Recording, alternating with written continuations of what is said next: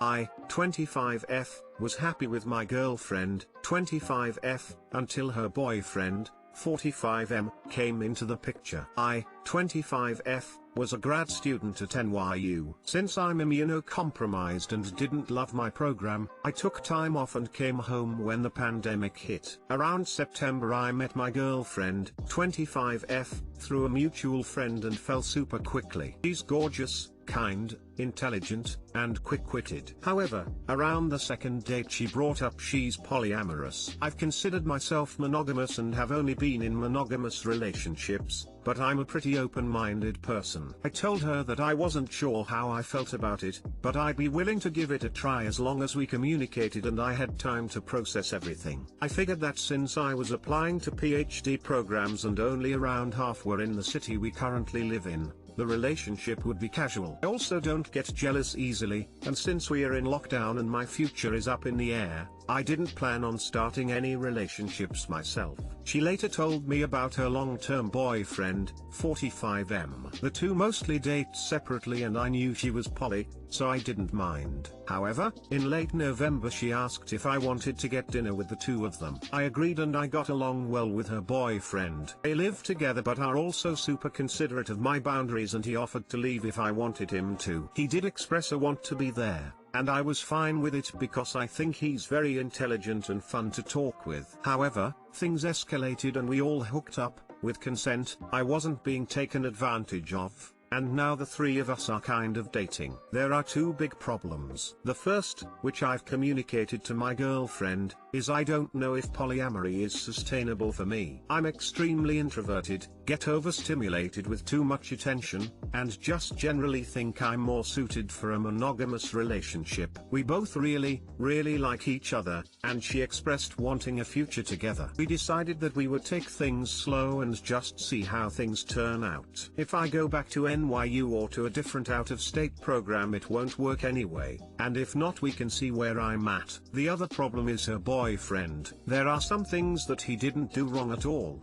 but just aren't my preference. For example, I'm bisexual but generally prefer women and he's very touchy. Also, the age gap is very uncomfortable for me. However, there are other things that I've picked up on that don't sit well with me. He's always been the nicest, kindest person and gone out of his way to do and get things for me. It's made me feel guilty for thinking negatively of him. I've noticed he has many other girlfriends he talks about but my girlfriend only has me and he swooped in quickly. He also talks down to her all the time. It's in a nice or joking tone, but it seems like everything she says is wrong and she always ends up as the butt of the joke. He also just has this "the world is against me" type of view, kind of like bragging about how unemotional he is but then getting super in his feelings and needing attention when people don't reciprocate emotion, touch. Finally, he's in PA school and had a Title IX filed against him. They both say he was discriminated against for being poly but I've never heard the full story. I know I need to break it off with him,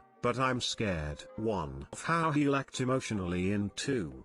of losing my girlfriend because I still really care about her. Edit, I meant to put this in but forgot lol. He sexualizes everyone he's around. I get appreciating attractive people and bringing up a person you find hot, but it's more extreme in his case. For example, she's getting her PhD and he mentioned he could never be a professor because the students would be such a temptation. He also does hospital work and talks about hot patients a lot. I was in the ICU before leaving NYU, and it was the darkest, most vulnerable point in my life. Not much phases me, but thinking of being talked about like a sex object when I was in the state has been extremely hard on me. Too long didn't read, I started casually dating a poly girl even though I've only been monogamous before. Going in, I didn't plan on dating anyone else, but her boyfriend is really into me and I don't reciprocate it. I'm scared cutting him off will mean losing her. Update, I had a conversation with my GF about it. I told her that age gaps are hard for me to navigate and that the comments he made towards students. Patience has had a negative mental impact as someone who was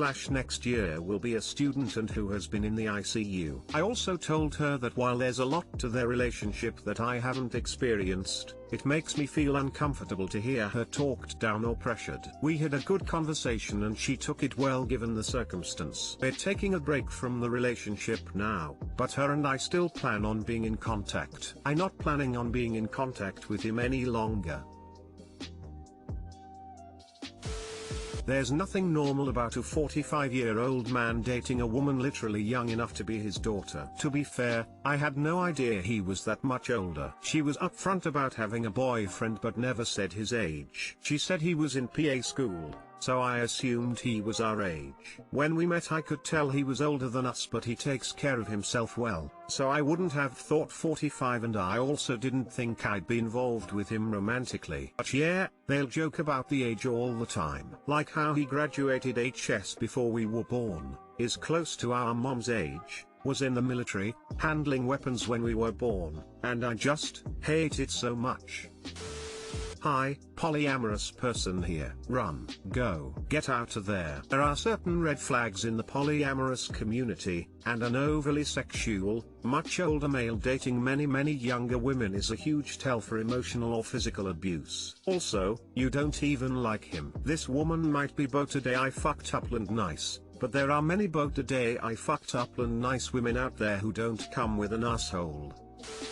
Finally, he's in PA school and had a Title IX filed against him. They both say he was discriminated against for being poly, but I've never heard the full story. I think it's probably pretty safe to trust your instincts here. 45-year-old guy with a ton of girlfriends who also hooked up with his girlfriend's girlfriend on your first meeting, or am I misreading that? Who's excessively touchy with you, which sounds like touches you sexually in ways you're not into, talks down to her, pretends to be unemotional but makes the women around him responsible for managing his fragile emotions. I don't think you need to feel guilty for thinking negatively of this guy. It's very likely that complaints made about him are due to him acting towards others the way he's acting towards you. That's creeping you out, and they just didn't talk themselves out of recognizing what was going on. It would be entirely appropriate and reasonable for you to tell her that it turns out you like her and would like to date her, but you don't want to date this guy and you would rather not have any more interaction with him than you might with,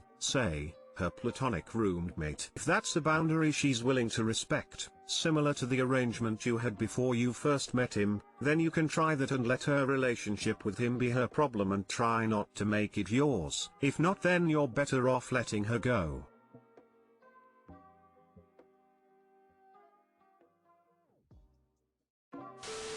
Oh my god, this sounds so much like an experience I had in my early 20s. I started seriously dating this girl while in a poly relationship with an older man who I lived with, who was incredibly controlling and obsessive about sex. I would really advise you to be upfront with your girlfriend about your experiences with him that make you uncomfortable, and what you see in the way he treats her. Be very honest with yourself and her about your needs regarding monogamy, and then get the hell out of there. A 45-year-old man that needs constant coddling is not going to change, and as soon as there are any shifts in power dynamics that he becomes aware of, I'll bet you anything that he will most likely double down and the discomfort and pressure in your relationship will escalate. Thank you SM for sharing. I've been appreciating all the advice, but it's so helpful coming from someone in a similar situation, you know. I plan being very clinical about it. I don't want to sound accusatory or make her feel bad. A big part of it, which I think you'll relate to,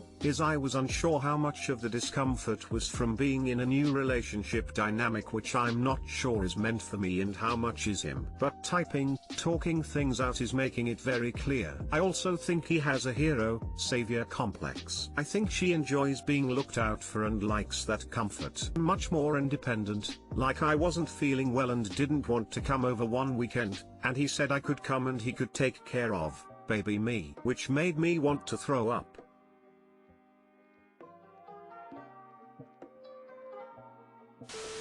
He sounds like an absolute creep who is telegraphing to you exactly who he is. He's someone who violates boundaries and goes after much younger women. But more than that, you're not happy in this relationship and you don't want to be polyam. Take it from someone who tried the polyam life and figured out the hard way it wasn't for her. You can't force yourself to be. And while there's lots of holier than no language around polyam being more evolved, blah blah blah, it's just a different orientation and set of needs. Neither is better than the other, but trying to force yourself to be something you're not is cruel to yourself and those around you. It's been hard to sort out how much of it is me being uncomfortable in a poly relationship and how much has been being uncomfortable with him. But it's clear neither are for me. Totally get the holier than no language. He acts like he's personally teaching us a better way of life, and while I get it works, is a better option for some people, how you function and treat people in a relationship should be more important than how many people are in it. My partner, 40 meters, and I, 30F, live in an area I hate and cannot move.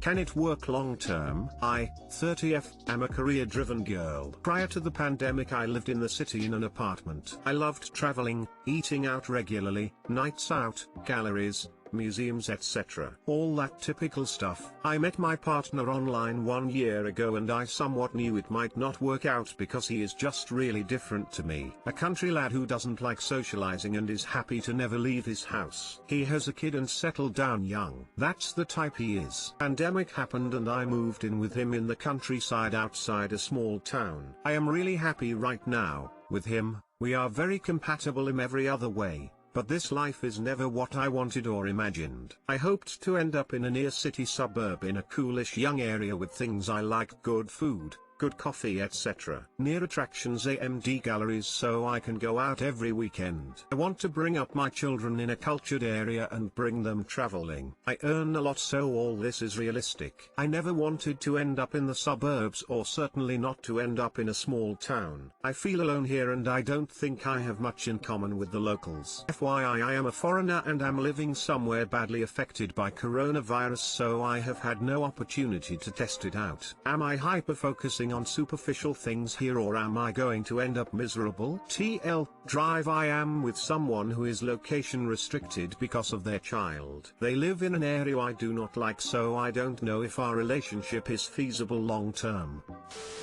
You're a decade younger than him and want a vibrant, cultural city life. He's a homebody and a parent who wants a quiet suburban life. I don't really see the point in trying to fit a square peg in a round hole. You describe it as if you are searching for the max distance you can live from a big city, but you don't elaborate on the other elements. For starters, you not only moved, you got a kid. That will always cause major change regardless of where you live. Taking a child somewhere always resembles a project with lots of planning, and takes out a lot of the spontaneity and options you had before. Where you live determines your day-to-day possibilities, but how do you look at planning towards something? Do you get hyped by preparing towards something as well? Is an extended yearly holiday sufficient for your needs? Do you need a monthly city trip? Is attending a few of the best concerts of the year good? Then you can live in one's place and with proper planning do your fun elsewhere. Some with the kid, some without. As you say, you can't test it out ATM. But if you need to be able to do something every day of the week or even every weekend, then moving becomes a deal breaker in the long run. If you truly hate it there, you will grow miserable and start to resent him eventually. I have been in this situation. For 3 years I lived out in the boondocks of southern Missouri because I loved someone. You have to be true to yourself. If you're happy in a city, go and be happy. Life is too short.